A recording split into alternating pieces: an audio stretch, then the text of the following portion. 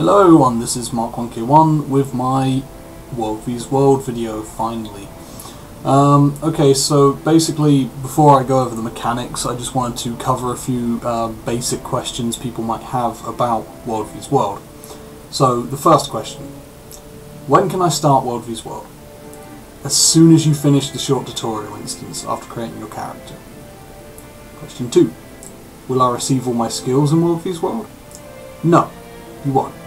If you start World vs World at level 1, then you'll gain an effective level of 80, but you will still need to earn your slot, weapon, trait and elite skills while doing PvP.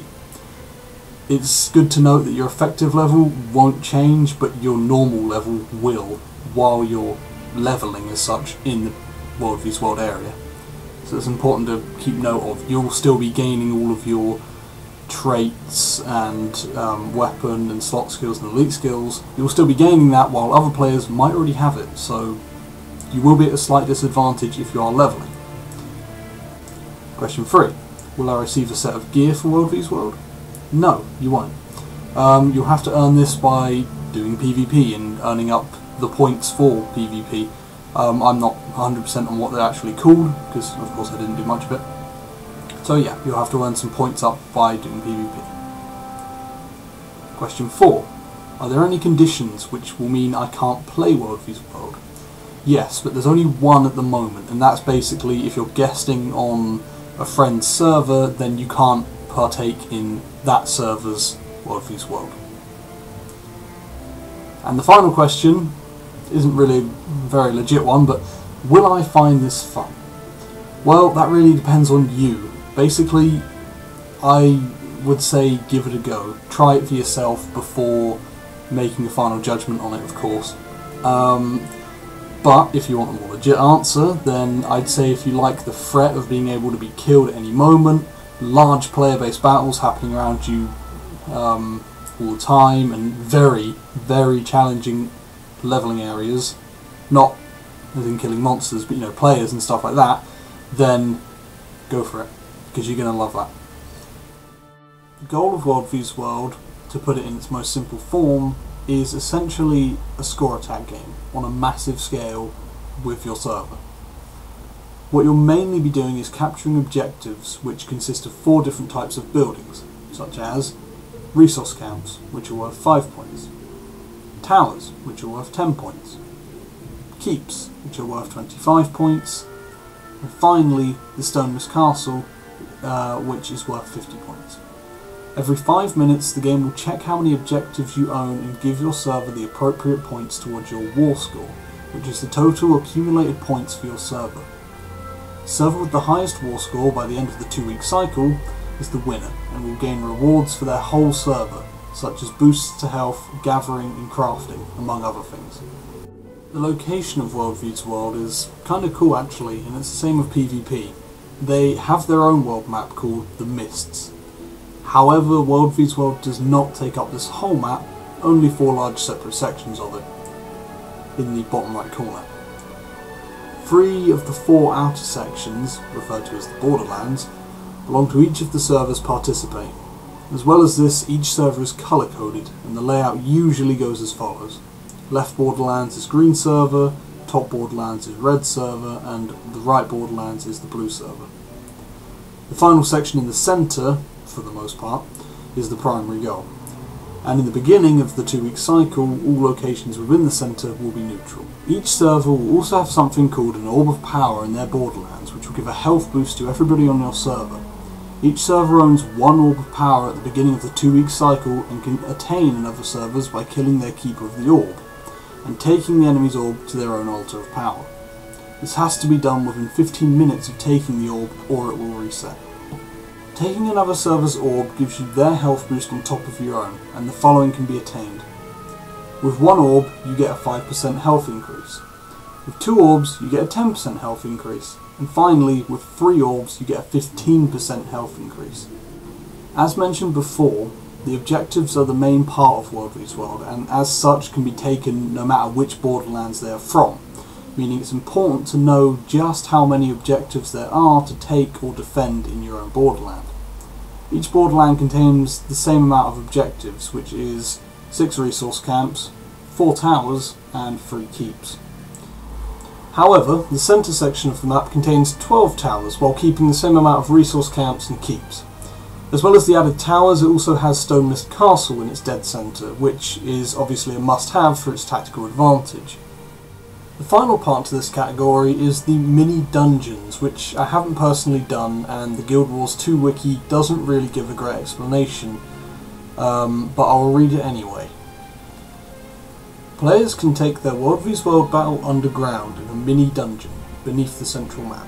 This subterranean level is full of tricks and traps that can be used against enemy players and is home to the aptly named Dark Room. So yeah, apologies for the lack of information on the mini dungeons. Defending an objective may not be as much as a chore as you may think. Most of the objectives are fairly reliable when it comes to holding their own against enemy players. However, when the enemies are in significant number, then you may want to consider backing up the objective, just in case.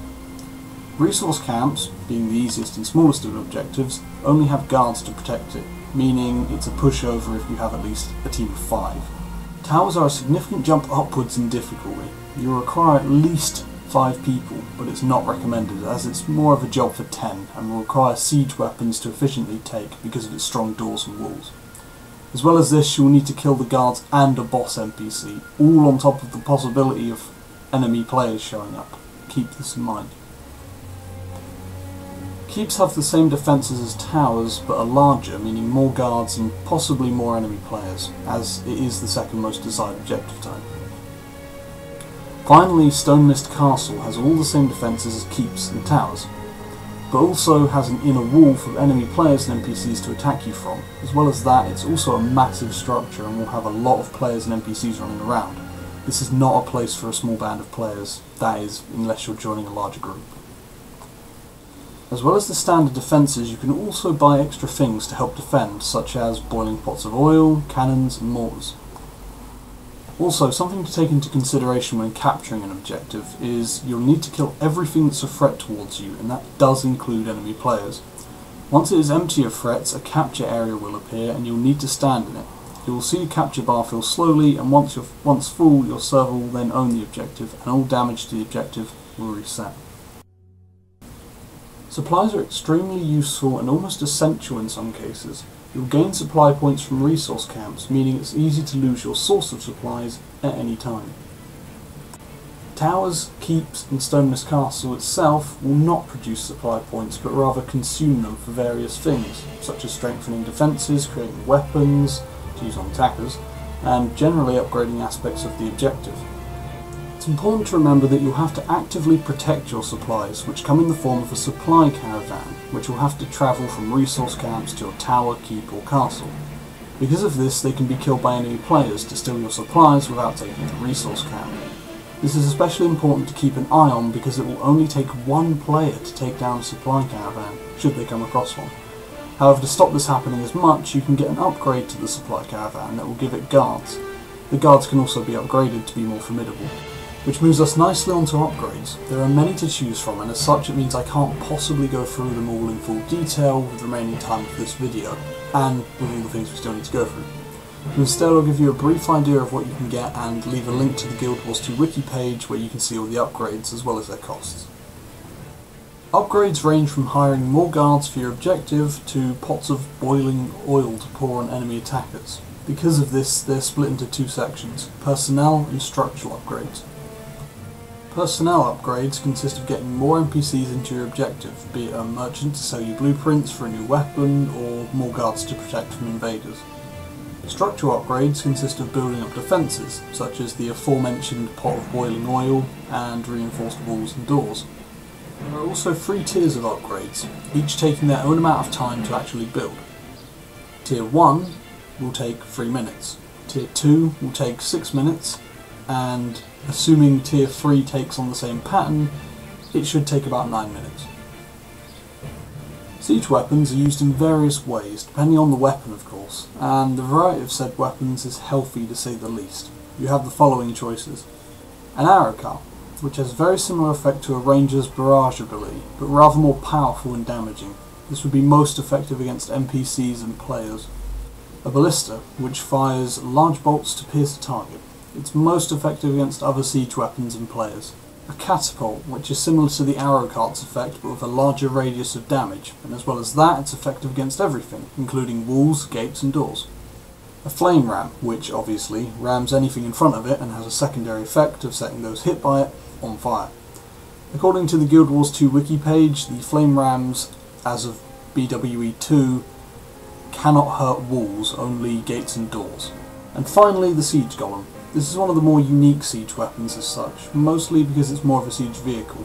It can be used as a battering ram for gates and doors, or just as something to attack players. It is effective at both, however, and as of BWE 2, it cannot be healed. To actually create these siege weapons, you'll need their blueprints, which you can attain by either buying them from a siege master or getting it from loot after killing another player. This last category is just to go over some of the other stuff that doesn't really fit in with the other categories as such. So yeah, let's start with guilds owning keeps. Whenever a tower keep, or Stoneless Castle itself, is captured by a server, the guild which had the most participating members will have the option of claiming the objective. If they choose to, then their banner will be displayed on that objective until it is lost. As well as this, any of the Art of War influence perks the guild has will apply to any nearby allies. Worlds, or servers, will be matched depending on their performance, meaning that a server that's very good at World vs World will only be paired with other servers that are deemed very good as well, hopefully balancing out the difficulty for all servers. People from other servers in World vs World will not have their usual name like in most other MMO PvP battles. Let's say you're on my server, Long Eyes Ledge, and you're fighting someone from Black Tide. They'll be named Black Tide Invader if they're attacking your location, or Black Tide Defender if you're attacking their location. As well as this, enemy players do not actually lose anything when killed. However, the player who killed the other will receive loot, as mentioned before in the form of blueprints on occasion, or mostly just random loot. And that is it for the World vs World video. This one's been in production for a very long time, and yeah, I mean, I suppose you might not think it was very grand, but I did put a lot of effort into kind of getting all of it done and writing in the scripts, and I've been kind of busy lately, doing my own shit basically, you know. So yeah, I'm happy to have this one done really, and I hope it was informative enough for anyone who wants to even think about starting World vs World or anything like that. So I guess I'll see you guys after the next beta, which is, considering it's the 14th right now, 6 days time. Fantastic. So even more stuff to record and make videos. Great. Grand. Well, I'm still thinking of some ideas and stuff like that for the videos. And if you have any ideas in the meantime, let me know in the comments, because I'll be happy to make it.